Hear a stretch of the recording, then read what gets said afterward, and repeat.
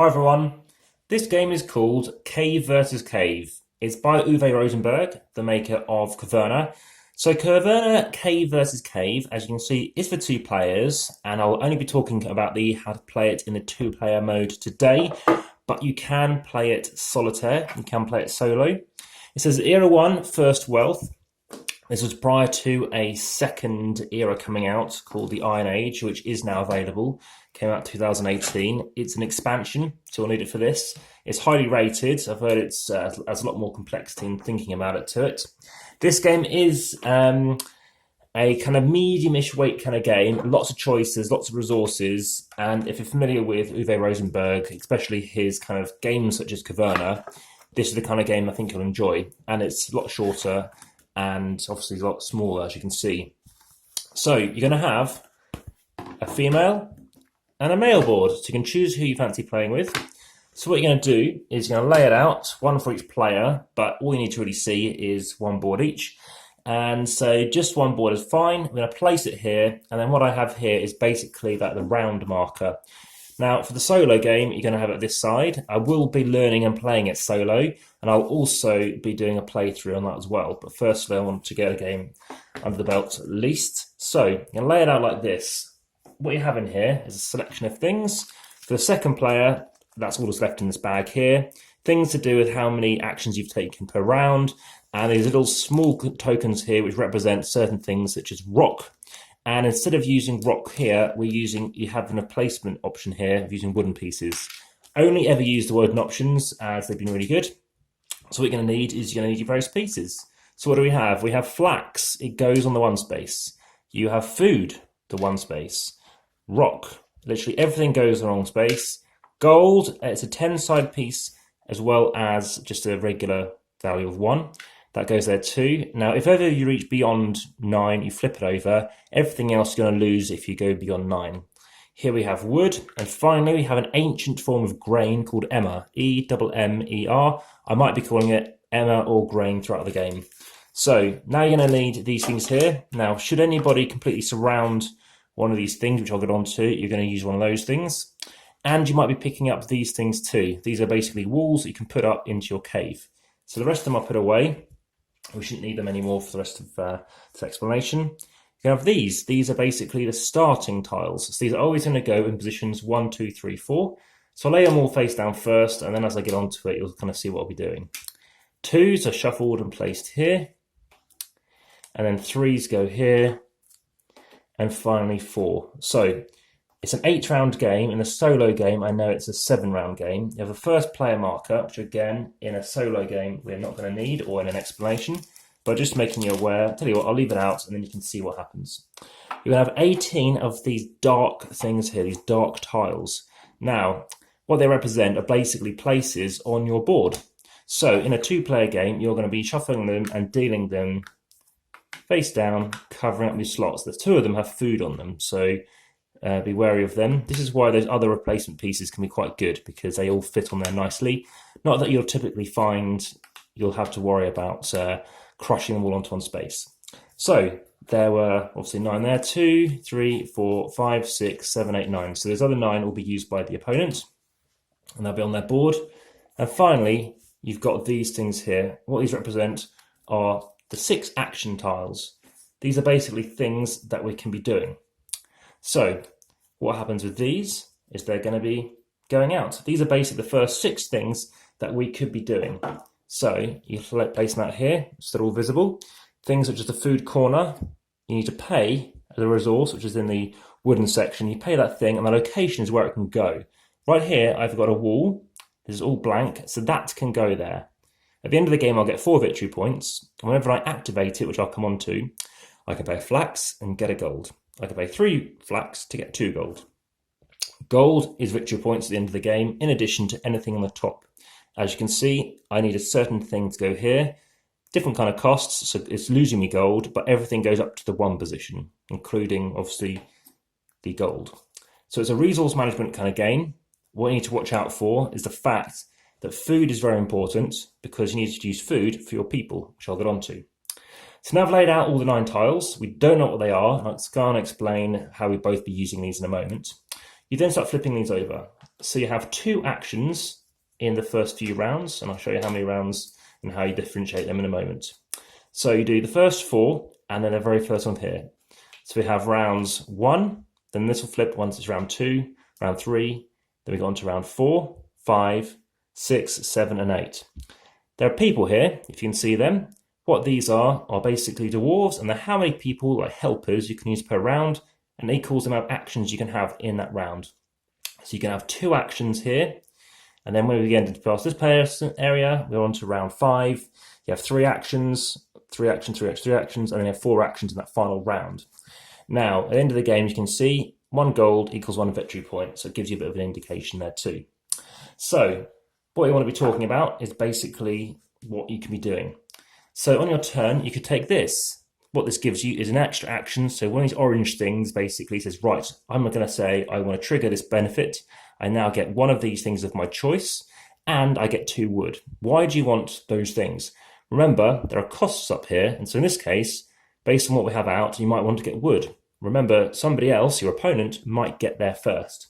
So you've got to watch out for that. Once you've taken your turn, you take the tile and you just place it above it. Therefore, you know you've had a turn and you know how many actions you've got left in that round. So somebody else might take housework. So again, these are action tiles. And what this says is spend 1 food per dwarf. So at the minute, we're using only 2 of these dwarves per round in the first 4 rounds. And what it lets us do is take one of these, if we can do it. So what you do is you're taking one of these tiles. I think that symbology could be a bit better, and saying, right, okay, well, I can afford to get that one because I've got the space and I've got some wood, so I can take it and place it. Remember, you don't do the bottom action yet. So I could take that, says my first action, spending that wood. So that wood's spent. And now I've also got to spend the 2 food. I spend 1 food here. I haven't got any food left. I'm going to spend, let's say, this grain. So that's now spent. My second action, once they've taken a turn, if this is available, I'm going to get 2 wood, and I'm going to get a thing to trigger anything else on the board. Don't need to trigger this, I want to trigger this. So I'm going to trigger the flax, and there you go. I've got a victory point, I've got another 4 victory points, I'm on my way to getting 5 now.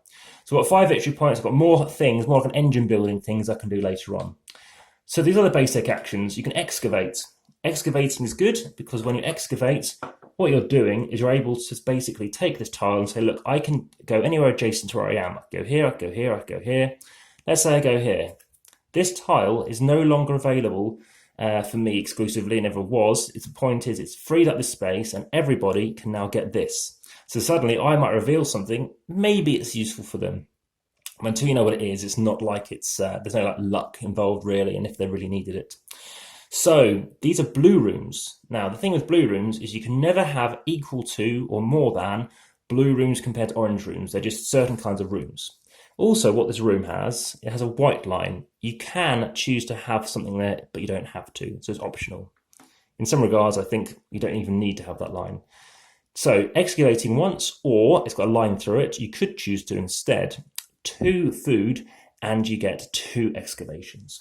So there's another option, and regardless, you're going to get some stone. Here, again, you can activate something here, and then you get 2 Emma and a flax. Here, you can do 2 actions, or you can choose to dig even through walls. So these are walls, and what can happen is later on in the game, we start flipping these things over. So you flip one over. So now we've had 2 goes each day. So that person, that person. Round 2 starts, they go first. Then in this round, so which would be round 3, someone might grab this. So they might say, okay, well, they're going to trigger something, get that or that, again, probably based on what they want, and they're going to get a wall, which now allows them to do something like this, or let's say this thing, because it's either side. So you're thinking about where to place it, because suddenly you've got parallel walls, and you can place that there, and it'll start giving you some food when you're triggering it. The reason why that might be of interest is there are some other tiles, such as this, the breach. You can lose it to gain some stuff. So there's various things to bear in mind. So you've got different tiles here, and sometimes you get 3 actions. Now, sometimes you don't need 3 actions, but you're taking this action or just taking it to stop somebody else. So yeah, a few options going on there. If you have more gold than the opponent in that final round, you also will gain a wall, and you'll get to gain a building as well. So it's encouraging getting gold, and that last round it can be quite important. Now, in terms of the I guess the downtime, thinking between turns, is minimal. It really surprises me how little there is. You're thinking and thinking, oh, okay, where shall I go? What shall I do? And there's lots of thought going on your turn and whilst you're waiting on your opponent. But I said that wait doesn't really occur. In a game like Knockmal, which I give kind of practically a 10 out of 10 for, there's a downtime of maybe, it sounds bizarre, but almost 10 to 15 seconds, probably about 15 seconds.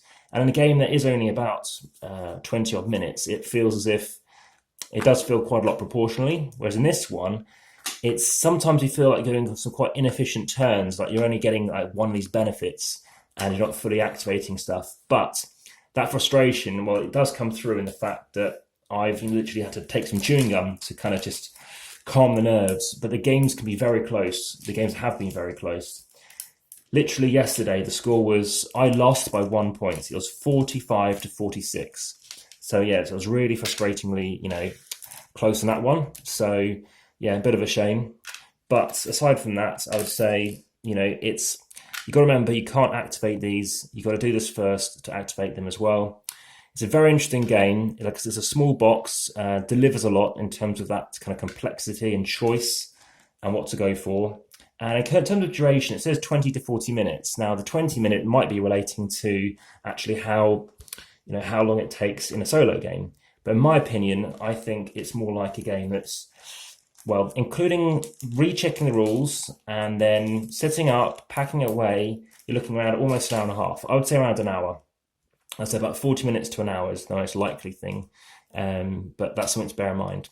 So it's a small box, but does give you a full-on game experience. I haven't even I would say bothered, but I haven't played Caverna since I've been playing this, to be honest. I had the opportunity to play Caverna. I ended up playing a different game called Teotihuacan, which I gave an 8 out of 10. This game out of interest, I give a 7 out of 10 for. The reason being is it's quite crunchy. I think that's a key word to use, and it's something that I think you just want to bear in mind. So if you do want to consider playing this, if you like a thinky game and thinking, oh, what can I do? Can I do that? Can I start pushing with those together? Having said that, the game is very well designed. You constantly are thinking, well, do I want to consider going for, you've always got some options. You don't feel like you've ever kind of made a mistake. So that's a big important thing to bear in mind. Additionally, I think what's worth noting is the fact that there are other things in this game. They have these expansions, and there is an Easter egg. So speaking about Caverna and Agricola, same design as Agricola, there are some cows. So there's some cows and some sheep and some fences. You'll find that in those games. That's what they're big and well known for. Additionally, the artwork. This is by Clemens France, pretty much my favourite illustrator. And for that reason as well, I really think it's worth bearing in mind. So like I said, I'm setting the game up now for a solo play. So watch out, there'll be another video coming. Hit the subscribe button if you haven't already, and you'll be ensuring that you'll see that first and see what I think of it. As for playing with the Era 2, let's see. I haven't certain about that one yet, but I'm curious to give it a go. It involves monkeys, apparently, doing work underground. There's 4 of them, and you get donkeys shoveling up ore to the surface. So yes, it does sound quite an interesting and amusing thing to consider. Well, thank you very much for watching. Enjoy the rest of your day, and I'll be bringing you another video very soon. Hit the like button. Take care. Bye-bye. Check the comments as well and the description.